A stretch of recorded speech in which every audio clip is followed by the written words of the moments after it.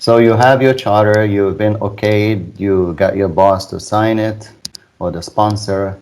And the next thing that you need to do is make sure you have what it takes. So in my case, I want to make sure that I have the right team to support me. And this is really important if you are not the expert. We discussed the options, of taking a project when you are not the expert, although they expect you to be an expert in that domain, but sometimes you're not. And you have the qualities of a PM, but you don't really have the technical expertise.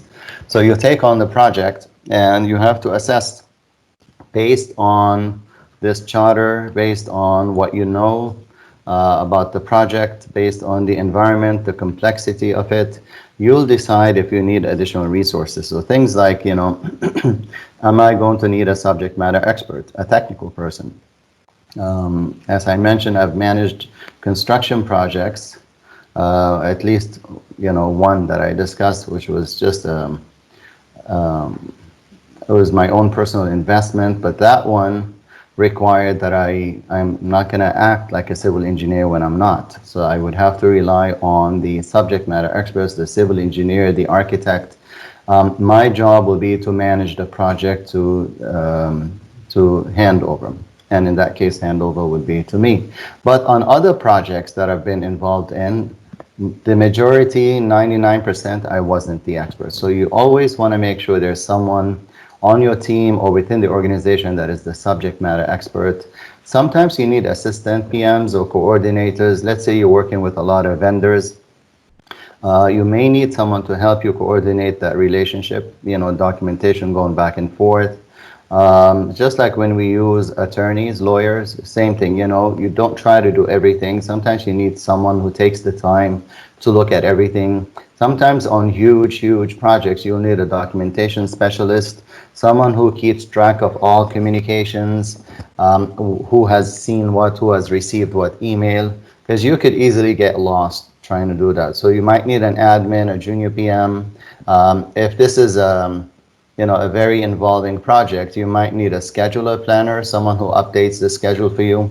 If you try to do it yourself, it could be just too much paperwork. Nothing wrong with the paperwork, but what's wrong is you trying to do everything. So you don't want to do everything. You want to delegate if you are actually busy. Don't delegate if you can easily do it. If it's a small project, that would be pointless. Sometimes you need risk analysts. Sometimes you need business analysts.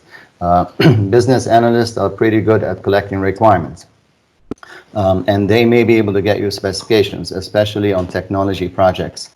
So you might need resources, and you have to ask yourself, would you need any?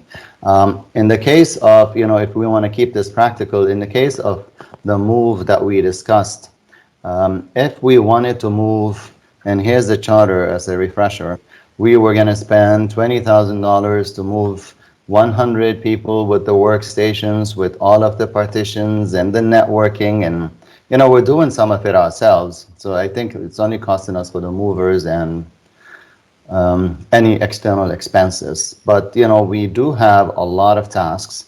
I guess these that we put here, we don't really leave them here. Those shouldn't be there, but those would end up being in the milestones. I think we did copy them, right?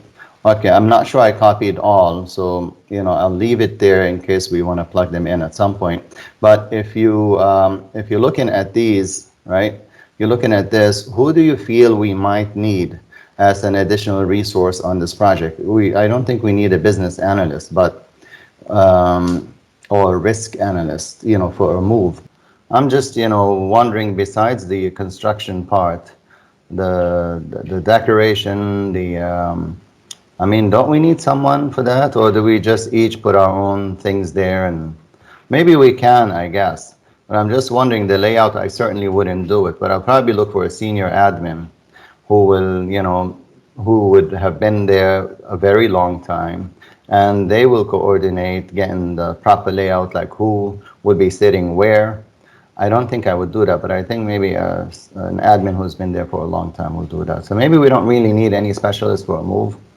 because we're outsourcing the moving itself, with the IT is helping us with that, facilities is helping us. So I think we have our subject matter experts on that.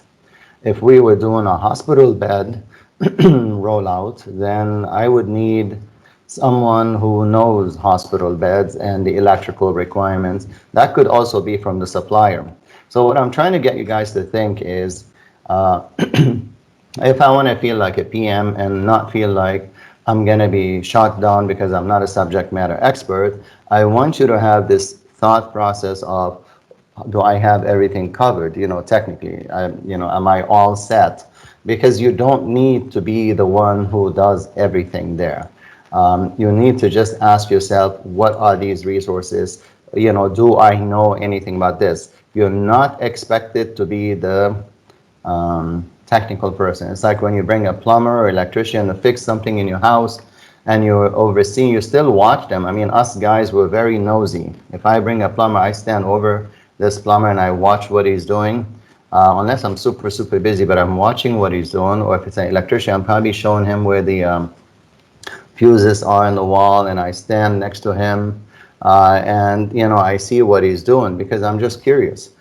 So although I'm overseeing what this person is doing, I'm not really an expert. Even if I bring somebody to redo the bathroom and the tiles and everything and redecorate it, even though they're working on their own, I'm still going to be looking to see, are these things coming correct or not? And if I have any concern, I will discuss it with the contractor. So that's the same mentality you need to have on any project, is that you don't have to be the expert, but you need to be on top of what these experts are doing and clarify things and ask questions, and make sure that you are covered when it comes to technical matters. If this was a very small project and you are expected to be the technical person, maybe there's nothing wrong with that because it's a small project and you're actually not really managing the project. You're actually doing the work. You're just managing yourself, and that's fine on a small project. Small project meaning something that a couple of people will do, 2 to 3 people. Then yeah, you have to be an expert, but you may not be as good in scheduling and so on. But once I train you, you will be. And a lot of the documentation may not be as big. Even the charter may not be, they've given you a small task. We would recommend that you obviously create a charter for it, even if it's a small one. You can see this is only a page, but if you create it, there's a record of the project. If you don't, there's no record, but you can still manage the project if it's a very, very small one. All right, so assuming you've covered your grounds on whether you need a team or not, you and the team, or you yourself,